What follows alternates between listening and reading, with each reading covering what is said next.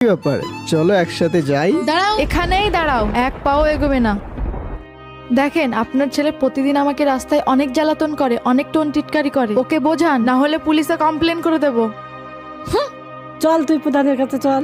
প্রধান সাহেব, আমার ছেলে রাস্তায় মেয়েদের অনেক জ্বালাতন করে, আপনি একে বোঝা। পানি ভরো এই গ্লাসে, পুরো ভরে দাও।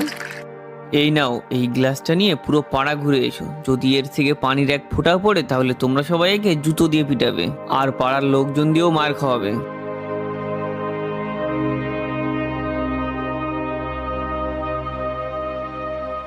এবার বলো, রাস্তায় কটা মেয়ে দেখলে? আমি একটা মেয়েও দেখিনি প্রধান সাহেব। গ্রাম ঘোরার সময় আমার পুরো মনোযোগ এই গ্লাসের দিকেই ছিল, কারণ ভুল করেও যদি এই গ্লাস থেকে এক ফোঁটা পানি পড়েও যেত তাহলে আমাকে এতগুলো মানুষের সামনে অপমানিত হতে হতো। ঠিক এইভাবেই একজন প্রকৃত মুসলমান কিয়ামতের দিন আল্লাহ ও তার রাসূলের সামনে লাঞ্ছিত